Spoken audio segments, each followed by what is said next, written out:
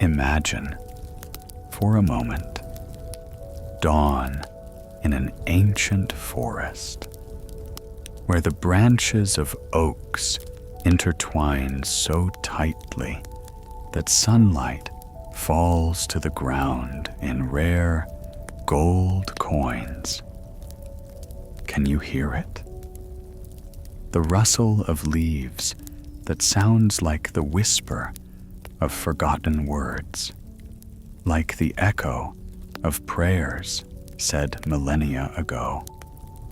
And in this silence, soaked with the smell of moss and morning dew, lives the memory of those who could read the language of the wind and understand the speech of stones. Greetings, my dear listeners. Please write in the comments what city you are from and what time it is, because time, as we will learn today, flows differently for different peoples. Tonight, we will journey to the Celts, not the caricatured warriors in horned helmets that modern mass culture presents us with, but the bearers of one of the most mysterious and profound spiritual traditions Europe has ever known. We will walk through the mists of centuries to hear the voices of the Druids, feel the breath of their gods, and understand why their world still attracts us today. Close your eyes and imagine that somewhere between the 3rd and 1st centuries BC, in what we now call Ireland, Scotland, Wales, Brittany, there is a civilization unlike any other. Here there are no marble columns and stone temples, no written laws carved in stone. Here the sanctuaries are sacred groves, where old oaks remember the names of the gods, and knowledge is passed from mouth to mouth, like a river that flows from source to sea. The air there smells special, a mixture of peat smoke from the hearths, the sweet aroma of meadow grasses, the spicy smell of juniper, and that elusive odor that modern man can no longer distinguish, the smell of a place where the gods still walk among men. If you inhale deeper, you will smell something else, the tart bitterness of wild heather, the salty freshness of the sea wind that reaches even further inland, and the subtle, almost imperceptible scent of incense from the sacrificial fires where the Druids perform their mysterious rites. But don't think that this world was primitive. No, it was a civilization as complex and refined as any other, only organized according to different laws. Imagine a society where wisdom is valued above gold, where a poet can overthrow a king with a word, and a priest knows not only the names of all the stars in the sky, but also the reasons why they move this way and not that way. In this world, there is no clear boundary between the visible and the invisible, between our land and that which lies beyond our normal perception. Here, every hill can be an entrance to another world, every lake a window to the realm of the gods, and every sunset a reminder that time does not flow in a straight line, but in a circle, returning to its origins. The Celtic tradition is not a religion in the sense in which we are accustomed to understand the word.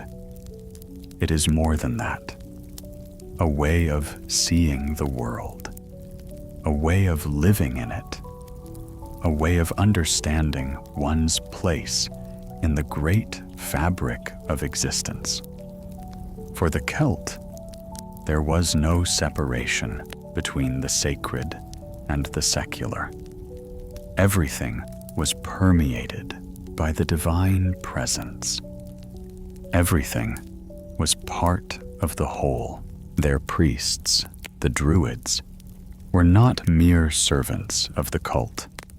They were the guardians of all culture, living libraries that contained all the wisdom of the people.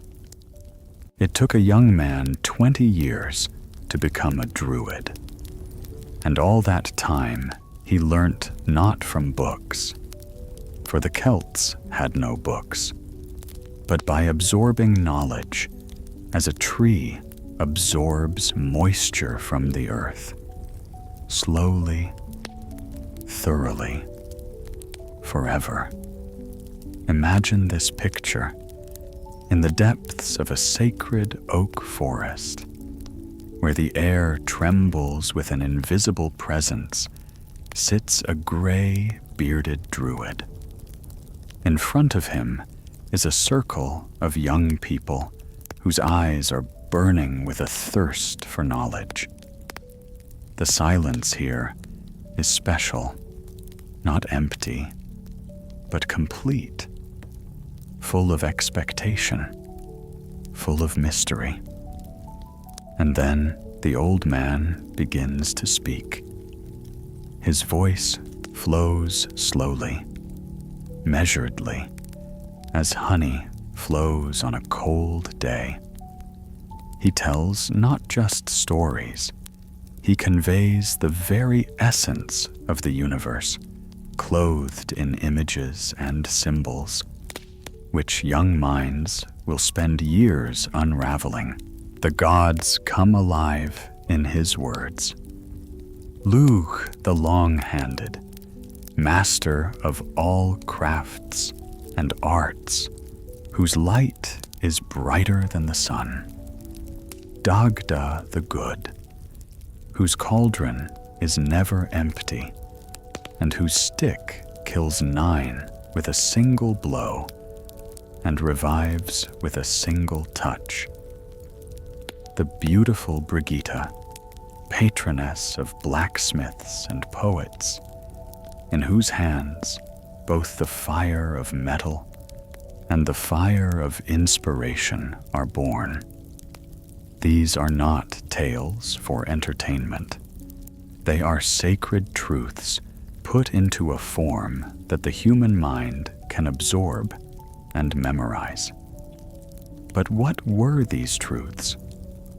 What did the Druids speak of in their innermost teachings? First of all, the unity of all things. For the Celt, the world was not a set of separate objects and phenomena, but a living organism, where everything is connected with everything.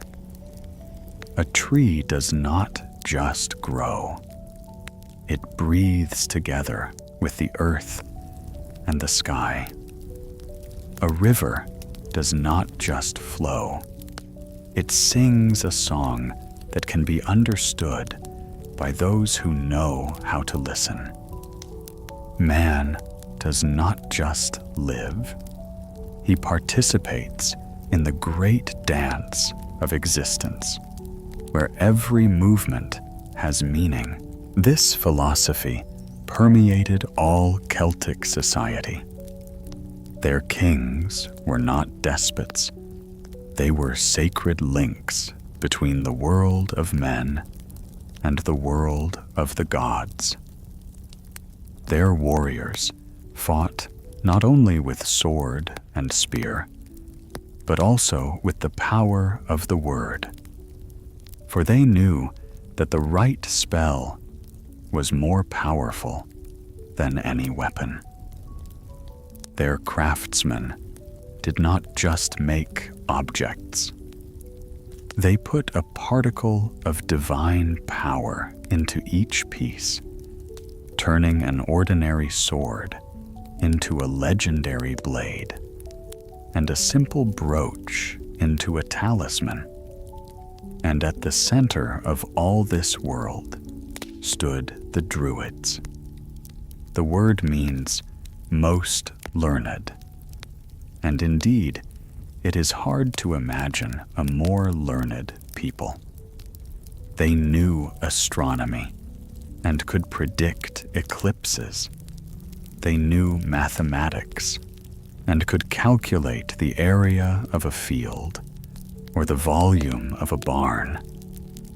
They knew medicine and could cure diseases that stumped the doctors of other nations.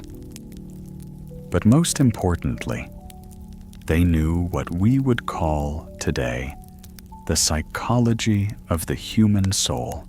The Druid understood that man is a complex, multi-layered being.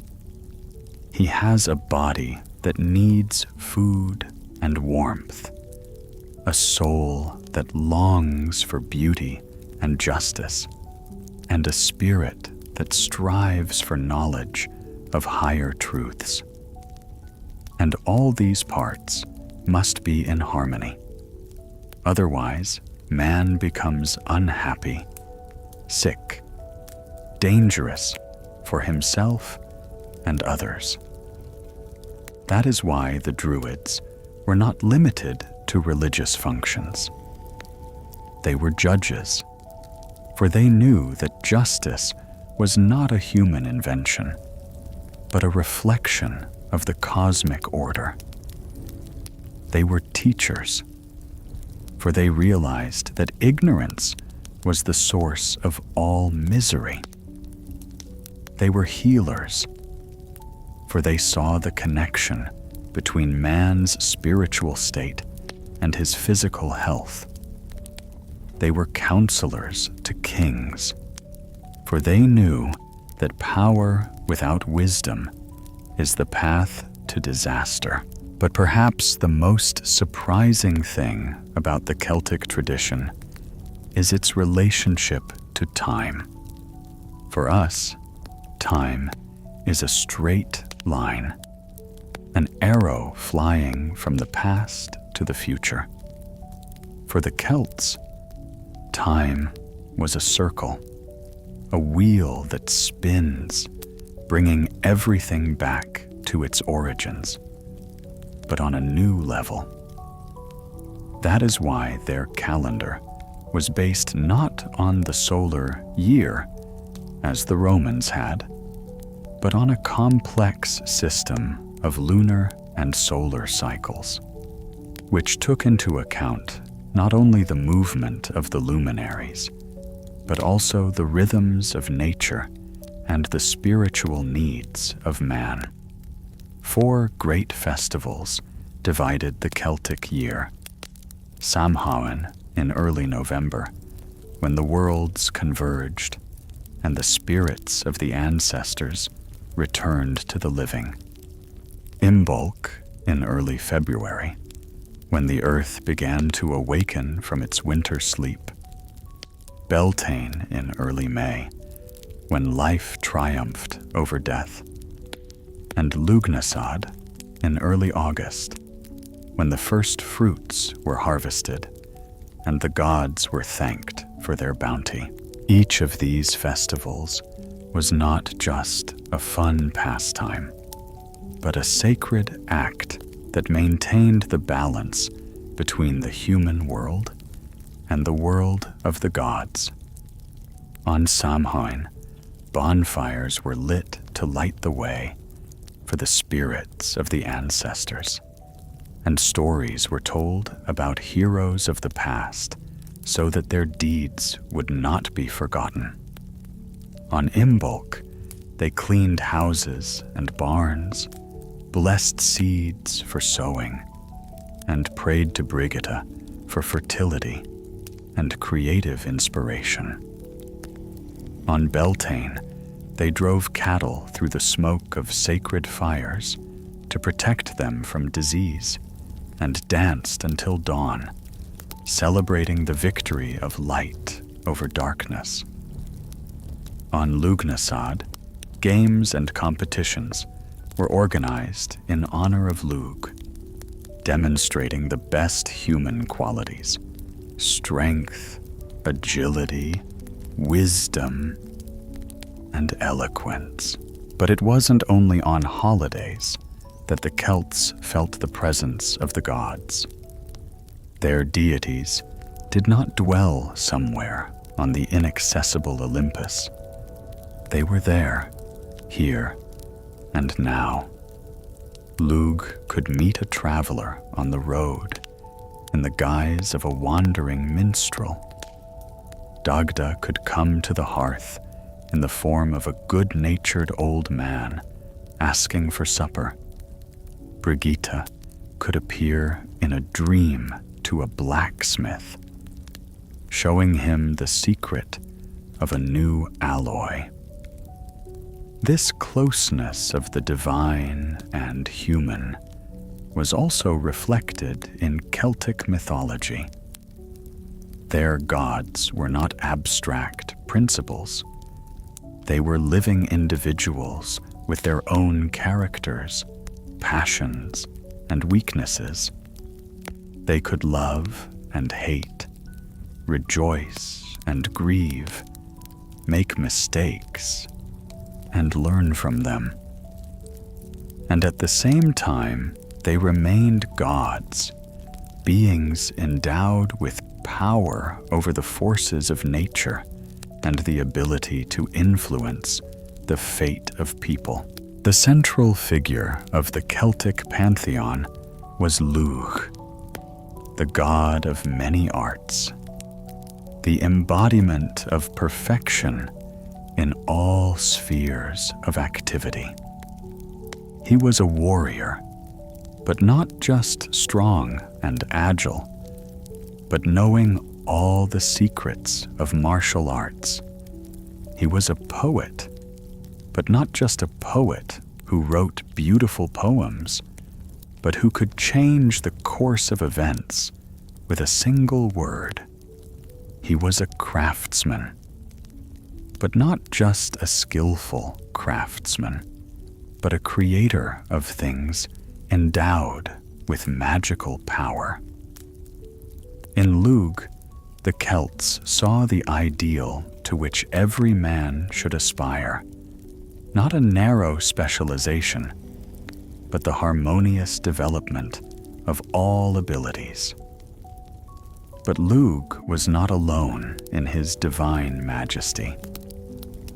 Next to him, like mighty oaks in a sacred grove, stood the other great gods of the Celtic pantheon, each of whom embodied a certain aspect of the universe, a certain power without which the world could not exist. Imagine Dagda, the good god, whose name is whispered with reverence and warmth. If Lugh is the bright flame of perfection, Dagda is the warm embers of the hearth that never go out. He is the embodiment of abundance and protection, a father feeder whose treasures are inexhaustible. His cauldron is never empty, no matter how many people come to him for food. Everyone goes away satisfied. His stick has an amazing duality. One end of it can kill 9 people with one blow, and the other to resurrect the dead with one touch. This is the essence of the Celtic understanding of divine power. It brings both death and life, destruction and creation. Brigitte, on the other hand, is the goddess in whom the three sacred fires merge. The first burns in the forge, where the swords of heroes and jewelry for queens are born. The second blazes in the heart of the poet, when inspiration descends on him and words turn into magic. The third smolders in the healer's hearth, where herbs turn into medicine and touch into healing. Brigitte is the feminine aspect of wisdom, the power that transforms gross matter into a work of art, ordinary words into an incantation, simple plants into a potion. Feel for a moment the presence of Nuadu, the Silver Hand, king of the gods, whose power is based not on strength, but on justice. His silver hand, created by skilled craftsmen to replace the one lost in battle, symbolizes the idea of the perfect ruler, one who is willing to sacrifice a part of himself for his people, yet remains able to hold the sword of justice. The silver of this hand is cold and incorruptible, as true justice should be cold and incorruptible. And Ogma is the god of eloquence and strength, embodying the idea, surprising for our time, that the word and the sword are different facets of the same power. His muscles are as strong as mountain rocks, but his words are even stronger, capable of binding an enemy with invisible chains, or, on the contrary, freeing a friend from any bonds. In the image of Ogma, the Celts saw the unity of physical and spiritual power, the understanding that a true warrior fights not only with his body, but also with his mind. These gods were not disparate deities, each on his own. No, they formed a coherent system, reflecting the very structure of Celtic society. As society was divided into three estates, priests, warriors, and artisan farmers, so the divine world was organized according to this principle. Dagda embodied the priestly function, wisdom, knowledge, connection with the divine. Nuadu and Ogma represented the warrior function, defense, justice, noble strength, and the third function, fertility, craft, material well-being, was embodied in the images of Goibniu the blacksmith, Luhta the carpenter, Credne the foundryman. But above all these functions, uniting them in himself, stood the Luke, the one who transcended all classes and estates, who could be priest, warrior, and artisan at the same time, without belonging entirely to any of these states. In him, the Celts saw the ideal of wholeness, that original completeness which existed before the division of the world into separate spheres. This divine structure was not an abstract scheme. It lived, breathed, and influenced every aspect of Celtic life. When a young man decided to become a druid, he placed himself under the patronage of Dagda. When a warrior picked up a sword, he invoked the power of Nuadu. When the blacksmith lit the horn, he invoked the blessing of Goibnu. And all of them together turned to Lug, praying to him for that perfection which transforms simple craft into art, and art into magic. But how did one become a druid? These guardians of divine wisdom. The path was long and difficult, requiring complete dedication and an iron will.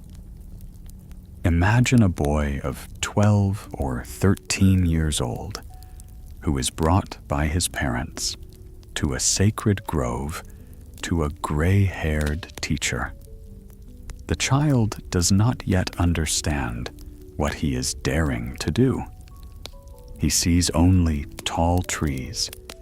He hears only the rustle of leaves and the distant singing of birds.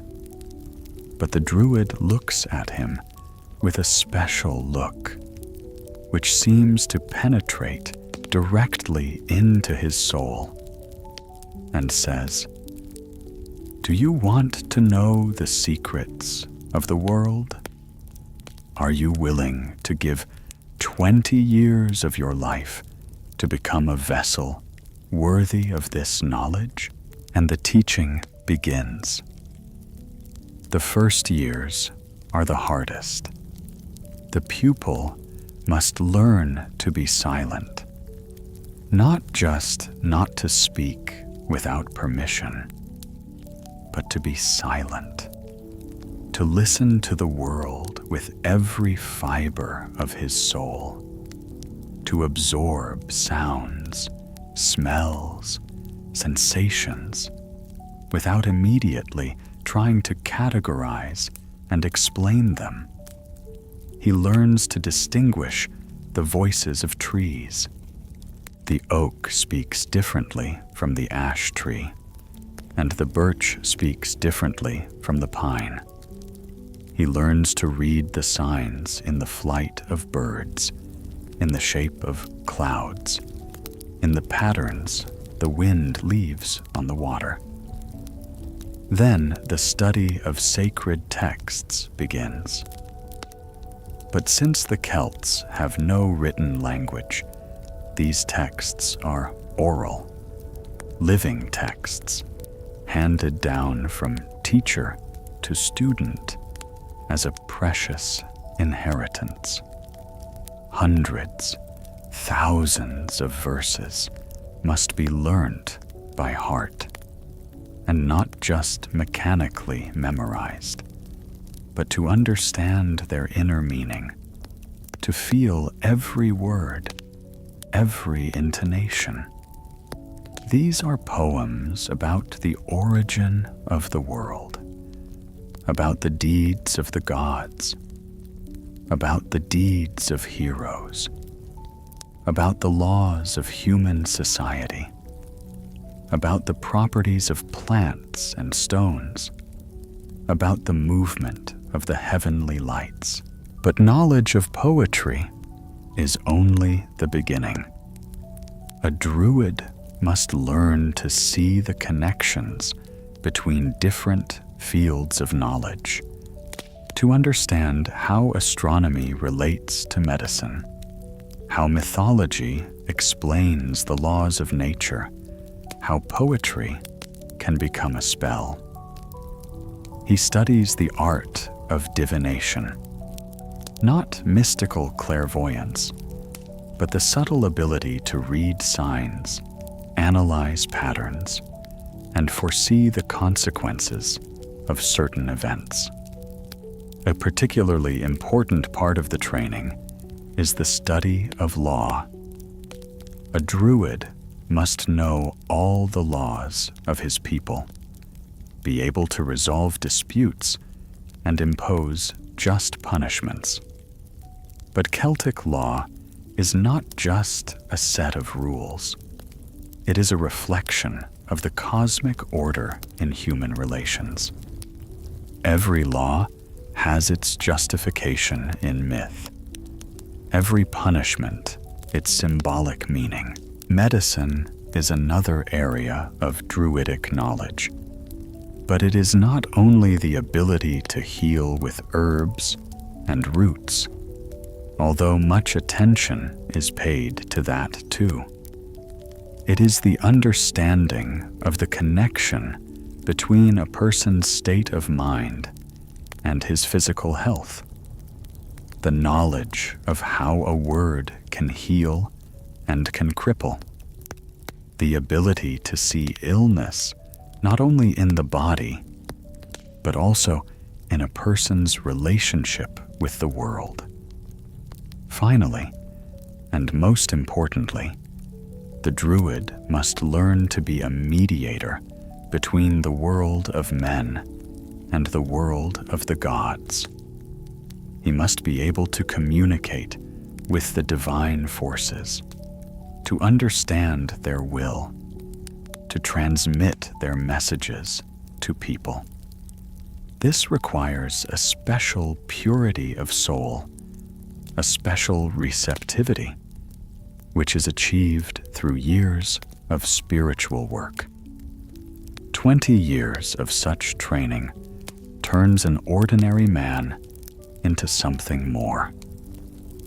A druid is no longer just a man, but not yet a god.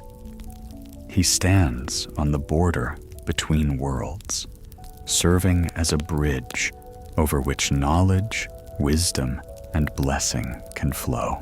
And this bridge led not only to the gods, but also to that marvelous world, which the Celts called Cid, the other world. Close your eyes and try to imagine a place that is not somewhere far away in the cosmos, but right here next to us, only a little displaced, like an image in a crooked mirror. This is a world that exists parallel to ours, touches it at certain points, but lives according to its own laws. The entrance to the Cid can open anywhere, in the depths of a lake, in a cave on a hillside, in the thicket of an ancient forest, even in a simple mound that a careless traveler has mistaken for an ordinary hillock. But most often, the way there is through water, through a misty lake at dawn, through a swift river at sunset, through a sea strait shrouded in haze. What kind of world is this? Imagine our Earth, only freed from everything that makes life hard and sad. There is no sickness and old age, no hunger and cold, no enmity and injustice. Meadows there are always green. Trees are always fruitful. Rivers flow with honey and milk. Time flows differently there. A day can last a year, and a year can fly by like an instant. The inhabitants of Cid do not know death, but know everything about life. They do not feel pain, but are capable of the deepest feelings. But Cid is not heaven in the Christian sense, a place of reward for a virtuous life. It is just another way of existence, another form of being. Living people can also go there, heroes who have earned the special favor of the gods, poets whose soul turned out to be in tune with eternal harmony, even ordinary mortals, if they happen to be in the right place at the right time. But there is one rule that is rarely broken. He who has tasted food in the other world cannot fully return to our world. He may be physically among people, but a part of his soul remains there forever. In that land where apple trees blossom and fruit blossom at the same time, where music never stops for a moment, where every word is poetry and every glance is a revelation. That is why the Celts did not fear death as many other peoples do. For them, death was not the end, but a transition, not disappearance, but transformation. The human soul is immortal. Of this, the Druids were absolutely sure. After the death of the body, it passes to the other world, where it continues its existence in a new quality. But this belief in immortality did not make the Celts indifferent to earthly life. On the contrary, knowing that death was not the end, they could give themselves fully to life without wasting their energy on fear of the inevitable. Their warriors fought with amazing courage. Their poets created with amazing freedom. Their craftsmen worked with amazing dedication. All of them knew that every deed, every word, every deed mattered not only here and now, but also in eternity. This philosophy permeated the entire Celtic culture, creating a special atmosphere in which every moment was filled with meaning. Every action was sacred. Every encounter was significant. When a Celt met the dawn, he was not just watching the sunrise. He was participating in the daily act of creation. When he lit the fire in the hearth, he was not just preparing food. He was keeping the sacred flame of life alive. When he spoke words of greeting, he was not just being polite. He was invoking a blessing on the person he met. In this world, every hill had its own name and history. Every stream its own song. Every grove its own inhabitants. Nature was not just a decoration for human activity. It was a full-fledged participant in the cosmic drama, a living being endowed with consciousness and will. The sacred places, the non-metaphyses, were usually located where the presence of the divine was felt most vividly. It could be an oak grove on a hilltop, where the trees grew in the form of a natural circle. It could be a spring whose water never froze and had healing properties. It could be a stone of unusual shape in which the ancients saw a petrified giant or the frozen tear of a goddess. In such places, the air was thicker, the silence deeper, and time slower. When he came here, the Celt took off his shoes and walked barefoot on the ground, feeling its living warmth. He touched the bark of the ancient trees with his palms, as if he were saying hello to old friends. He listened to the whisper of the wind in the leaves, trying to hear the message of the gods. And the gods answered. not with a loud voice from the heavens, but with quiet signs, which one had to be able to notice and understand. An unexpected gust of wind on a windless day, a bird that flew from left to right, a leaf that fell at the wrong time. All these were words in the language in which the gods spoke to people and people to the gods. And in this dialogue between the divine and the human, a special magic was born, the magic of the word, which the Celts possessed like no other. Imagine a Philid, a poet priest, standing before the king's tomb at the hour when the last glimmers of sunset color the sky with blood and gold. In his hands is a harp, the strings of which seem like silver threads linking earth to heaven. But his main weapon is not music, but the word. The word of the Celts had a special power. It could heal the sick and kill the healthy, elevate a commoner to the heavens, and reduce a king to dust.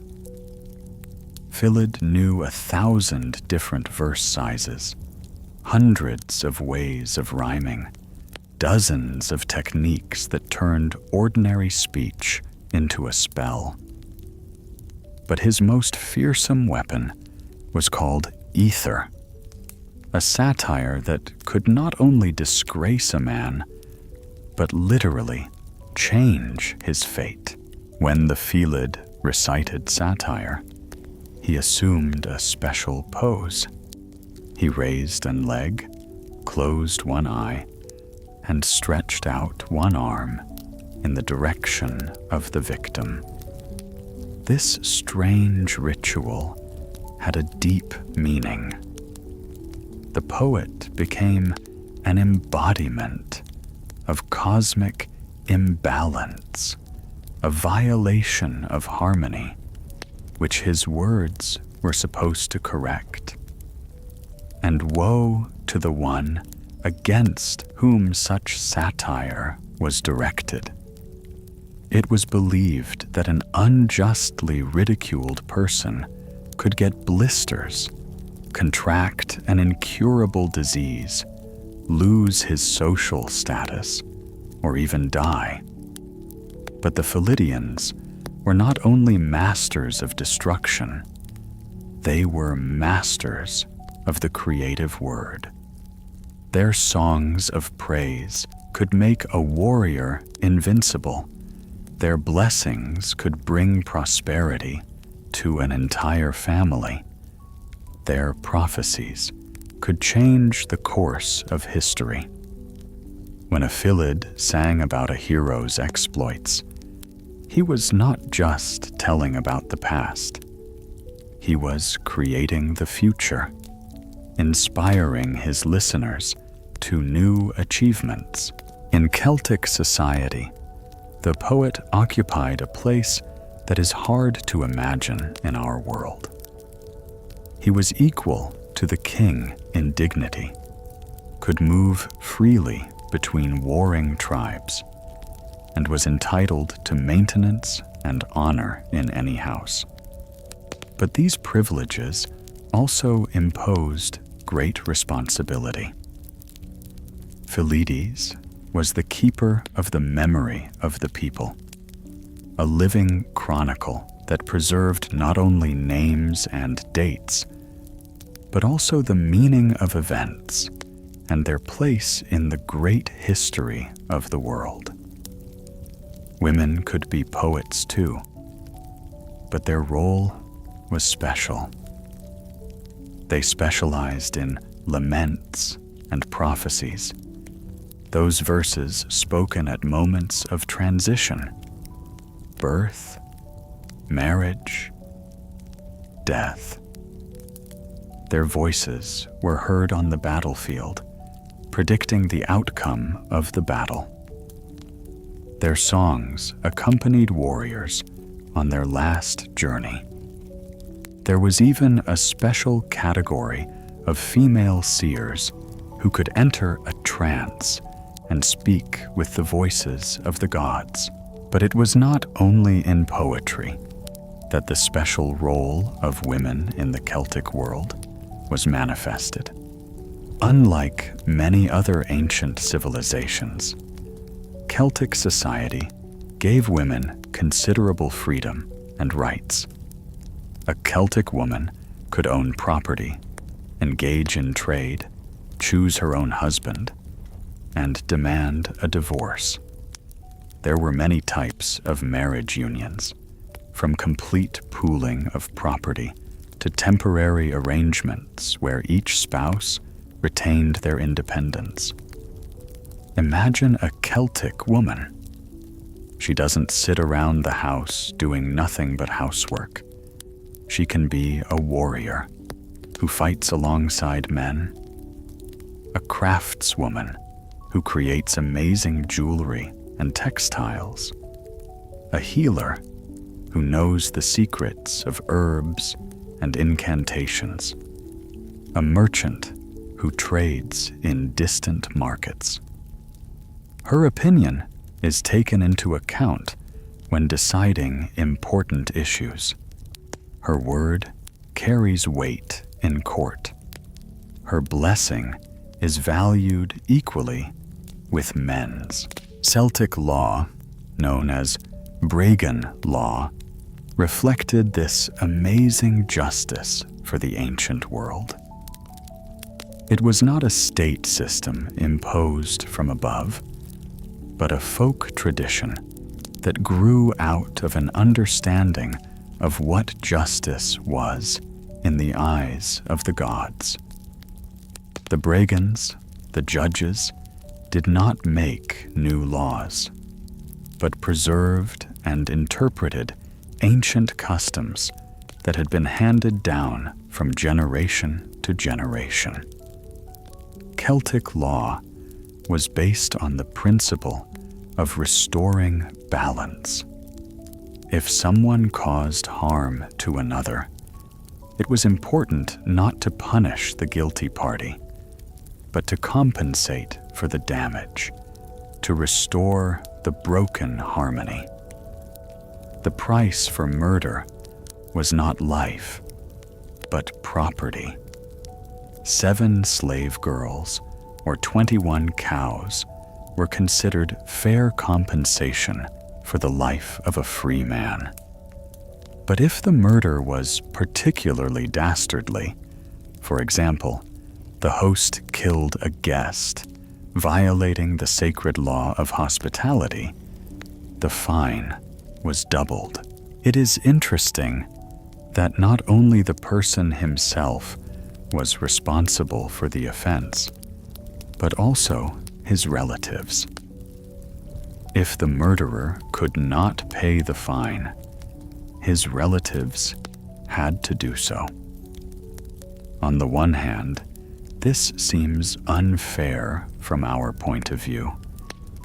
But on the other hand, such a system forced each clan to monitor the behavior of its members, prevent conflicts, and educate children in the spirit of responsibility.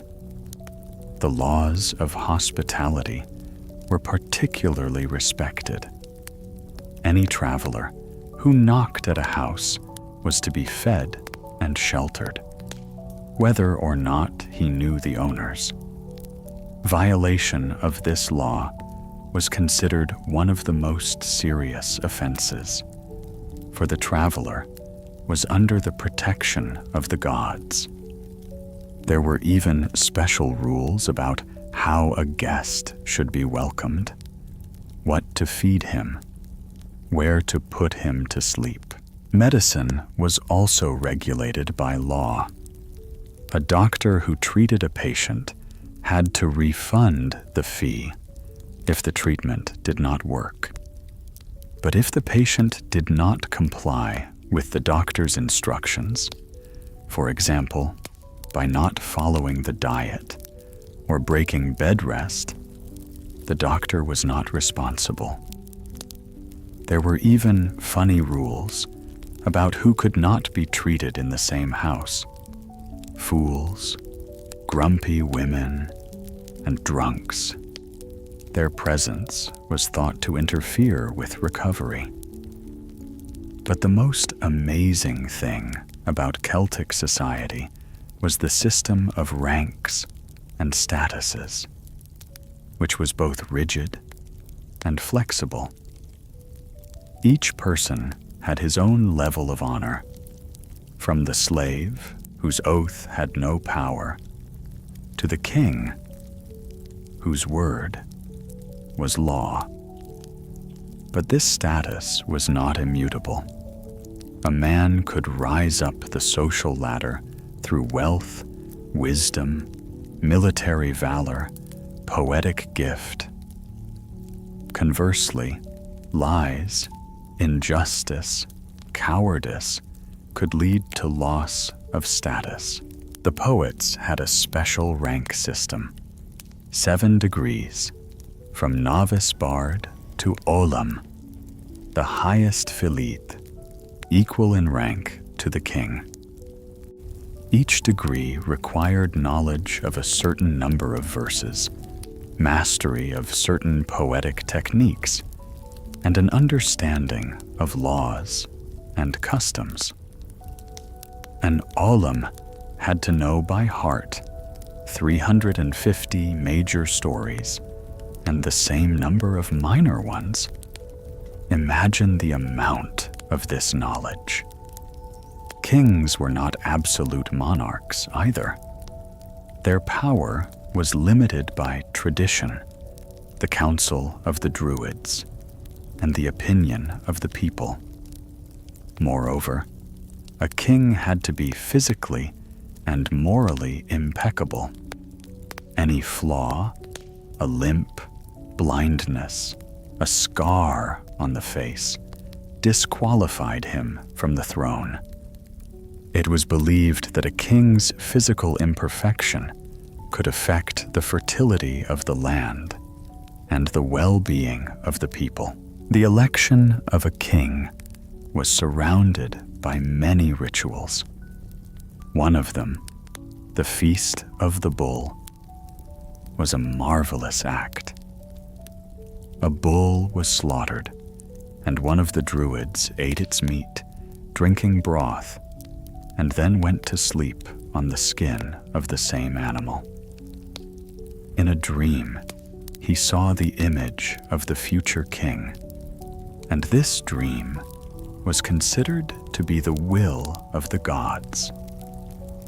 Another way was to test the sacred stone Leafal, which gave a cry of joy when the true king stepped on it.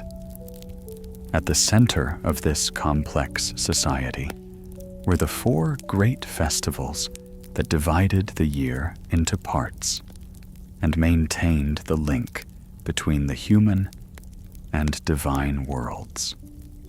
Each had its own atmosphere, its own rituals, its own place in the cosmic order. Samhain, celebrated in early November, was the most mystical of all holidays. During these days, the boundary between the worlds thinned so much that the spirits of the ancestors could freely come to the living, and daredevils could penetrate into the other world. Houses were decorated with rowan branches, which were supposed to protect from evil spirits. But at the same time, special fires were lit, beacons for the souls of the dead. On the night of Samhain, the most terrible and the most beautiful stories were told of heroes who descended into the underworld to fetch their stolen lovers. of kings who became mere mortals for one night, of gods who came to people in the guise of beggarly travelers. The air was filled with the smell of apples and nuts, fruits that the inhabitants of Sid were particularly fond of. Imbolc, the feast of early February, was a time of purification and hope. It was the feast of Bridget, and it was celebrated under the sign of her triple fire. All the fires in the houses were extinguished, and then new ones were lit from the sacred flame kept alive by the priestesses of the goddess. Women wove special belts and ribbons, which were supposed to bring good luck in the coming year. Young girls went from house to house with a straw doll representing Brigitte and sang songs about the return of spring. Beltane, the May festival, was a triumph of life over death, of light over darkness. The whole night before the holiday, young people spent in the forests, gathering flowers and branches to decorate houses. At dawn, huge bonfires were lit, Beltane fires, through the smoke of which cattle were driven to protect them from diseases. People also jumped over the fires, cleansing themselves from the accumulated ailments and sorrows of the winter. And Lughnasadh, at the beginning of August, was the most joyous festival, a time of harvest, games, and competitions. The festivities in honor of Lugh lasted for a month or more. Horse races and chariot competitions, tournaments of poets and musicians, competitions of craftsmen were organized. Marriages and trade deals were concluded, disputes were settled, and new rulers were chosen. But underlying all these festivals was a deep understanding of the cyclical nature of time. The Celts did not see history as moving in a straight line from the past to the future. For them, time was a wheel that turns, bringing the world back to the starting point, but on a new level.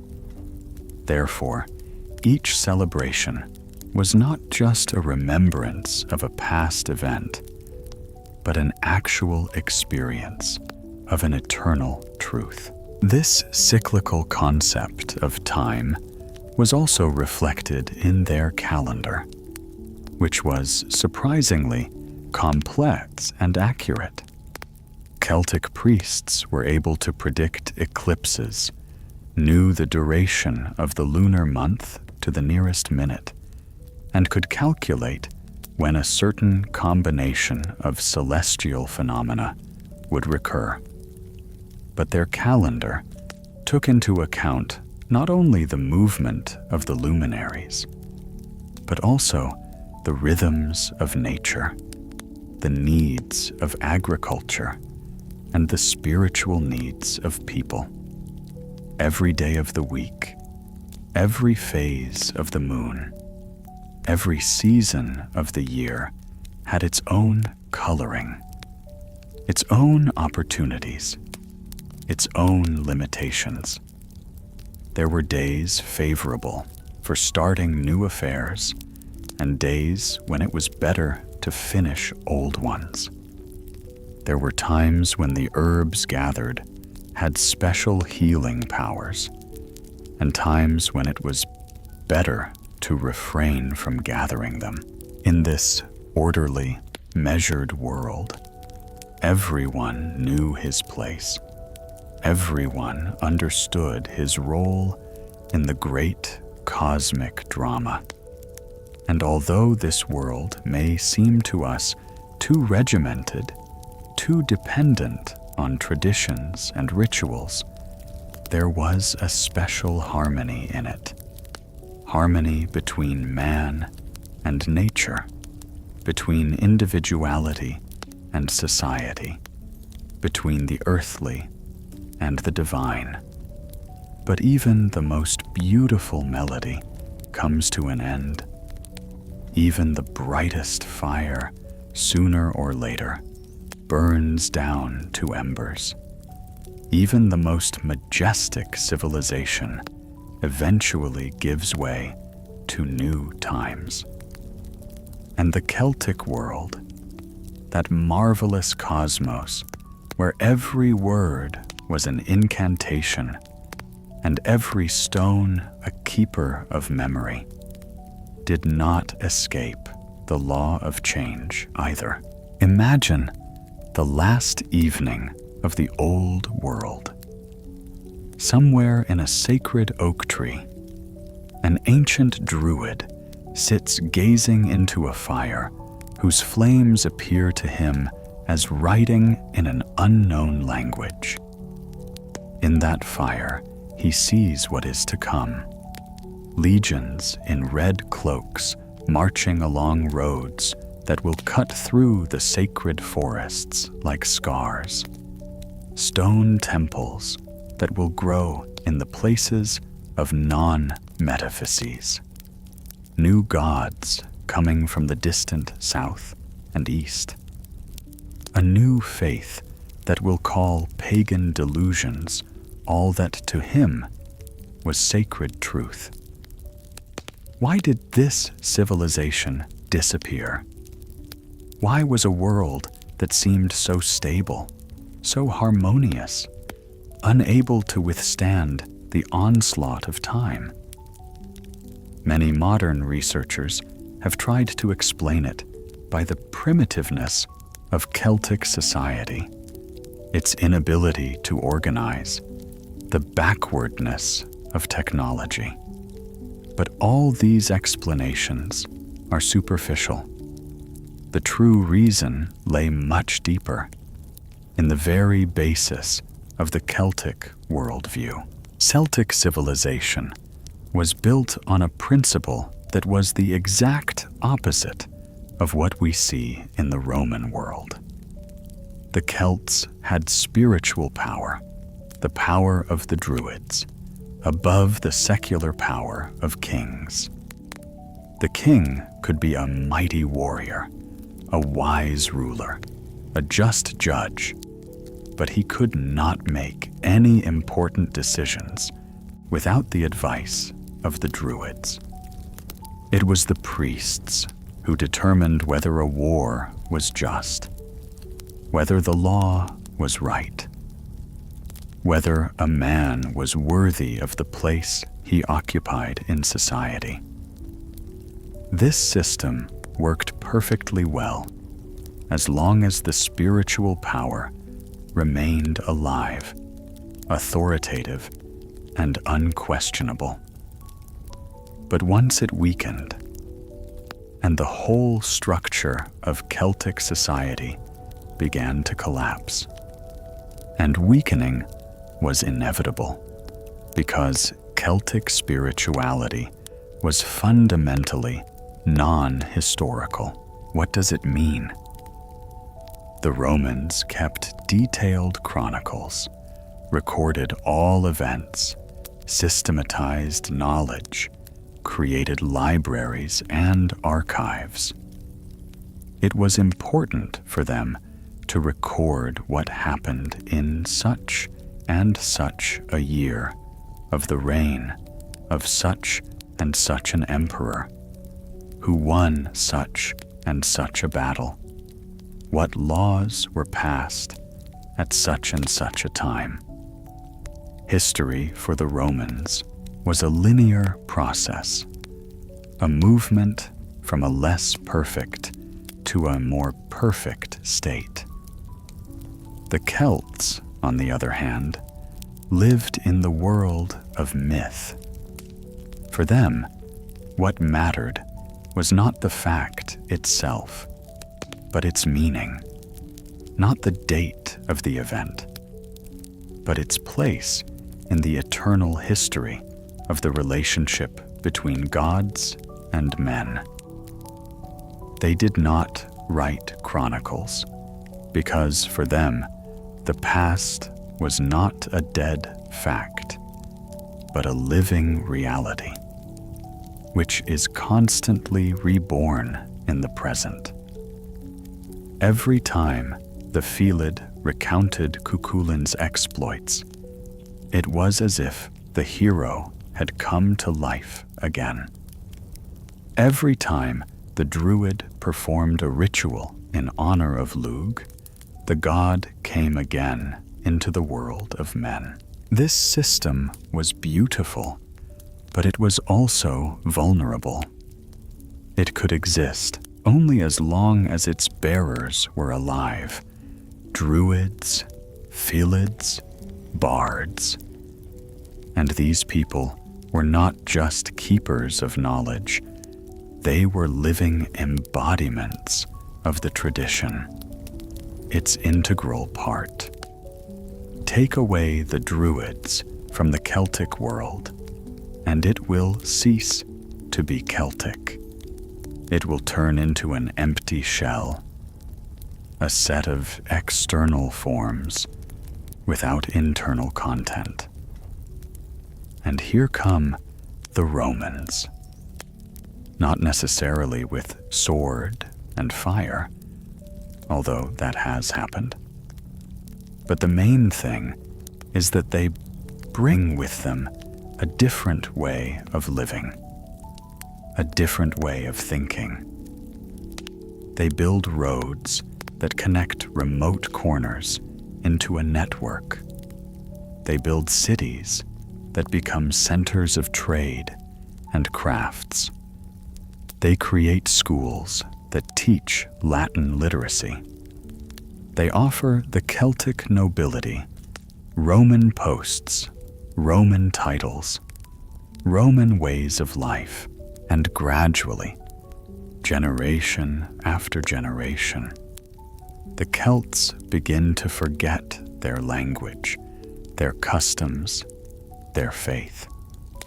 Not because they are forced to do so, but because the Roman world seems more convenient, more practical, more promising.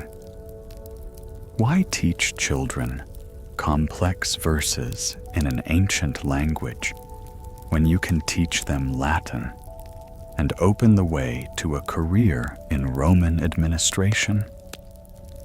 Why preserve old rituals when you can adopt Roman gods and gain access to Roman temples, Roman festivals, Roman culture? The Druids try to resist. They retreat into the deep forests, to remote islands where the old traditions can still be preserved. They continue to teach. They continue to perform rituals. They continue to preserve sacred knowledge. But their disciples are fewer and fewer. Their influence weaker and weaker. Their voices quieter and quieter. And then comes Christianity. And this is a completely different challenge. The Roman gods were understandable to the Celts. They too were manifestations of natural forces. They too had their functions, their spheres of influence. It was possible to identify Mercury with Lugh, Mars with Nuadu, Minerva with Brigitte, and continue to worship the same gods under new names. But the Christian God was fundamentally different. He was not the god of the forest or the river, nor was he the patron of a particular craft or function. He claimed to be the only God, the creator of all things, the source of all truth, and his followers said that all other gods were either fictions or demons, that all previous wisdom was a delusion, that the old world had to die so that a new one could be born. Of course, the Christianization of the Celts was not so straightforward. Saint Patrick and other missionaries were wise enough not to try to destroy everything old at once. They found points of contact between Celtic beliefs and Christianity, translated Celtic images into Christian language, and turned Celtic gods into Christian saints. Brigitta became Saint Brigitta, the patron saint of Ireland. Her sacred fire continued to burn, only now it was kept alive not by Druidess priestesses, but by Christian nuns. The meadow became the Archangel Michael, the leader of the heavenly host. Sacred springs became holy wells where Christians prayed for healing. The ancient festivals received new names and new content, but retained many of the old customs, and yet it was no longer the same. Christian monks wrote down the old legends, but they wrote them down as fairy tales, as entertainment, not as sacred truth. They kept the names of the ancient heroes, but stripped them of their divine powers and turned them into ordinary people, albeit very brave or wise. They allowed old customs to exist, but only as folklore, as folk superstitions, without religious significance. The saddest thing was that in this process, the most important thing was lost: the living connection between man and the divine, that intimate closeness to the gods that made every day a sacred adventure for the Celt. The Christian God was great and powerful, but he lived in heaven, not in every tree, every stone, every stream.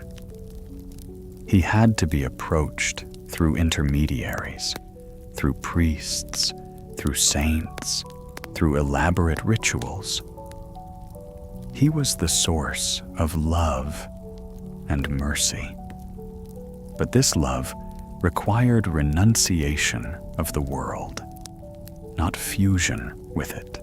The last strongholds of Celtic tradition held out the longest in Ireland, the very island which, according to legend, was the birthplace of Druidic wisdom. Here, on the edge of the known world, among misty marshes and green hills, old songs were still heard, and old names were still remembered. Irish monasteries became a marvelous place where Christian monks rewrote pagan myths, where Latin scholarship was combined with Celtic poetry, where the new faith learnt from the old wisdom. It is to the Irish scribes that we owe the survival of the stealing of the bull of Cualnga, the voyage of Brana, the matchmaking of Etain, and many other precious texts that offer us a window into a vanished world. But even these texts are no longer a living tradition, but its shadow, its echo, its memory. By the 10th century AD, Celtic civilization as a living force had ceased to exist. There were still some customs, some beliefs, some words in the languages of the Celtic peoples, but there was no holistic worldview that could withstand the new times. So, why did this happen?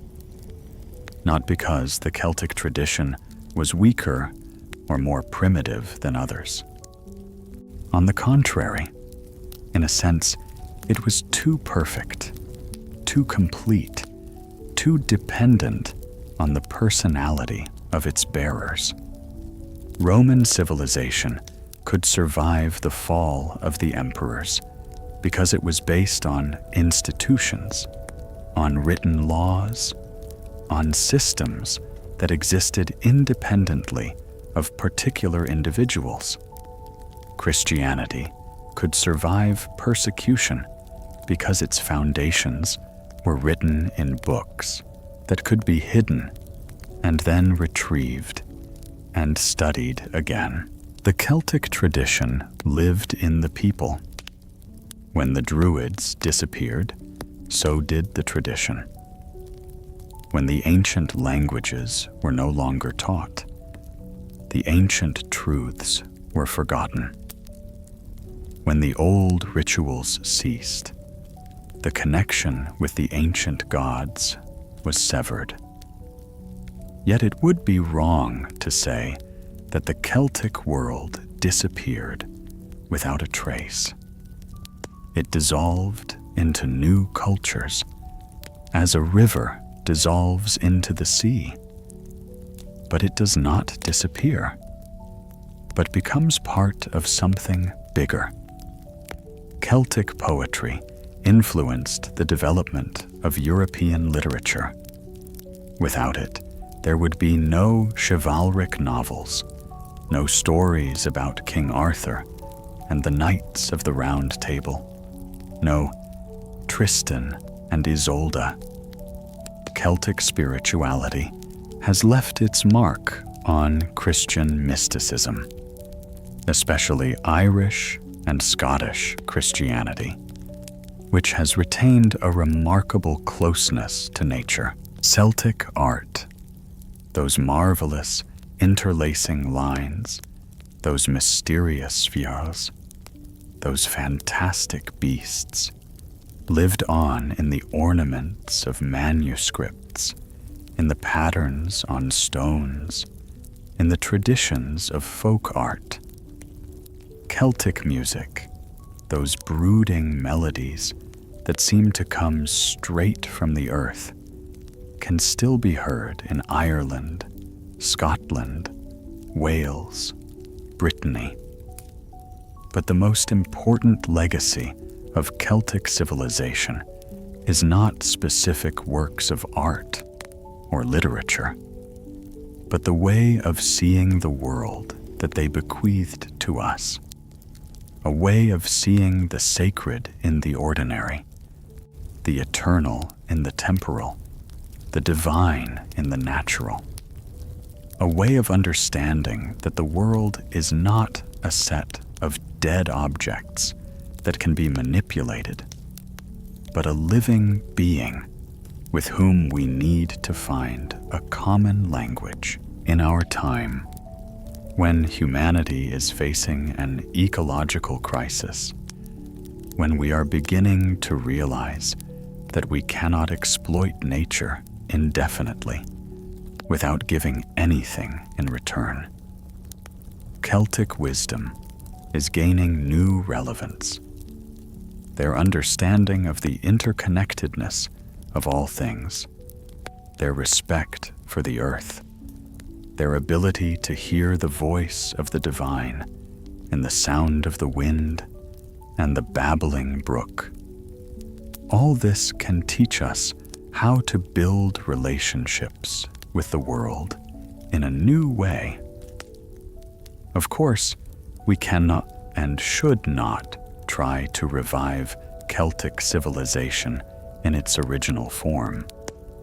Time does not flow backwards, and the wheel of history does not turn backwards. we live in a different world. We face different challenges.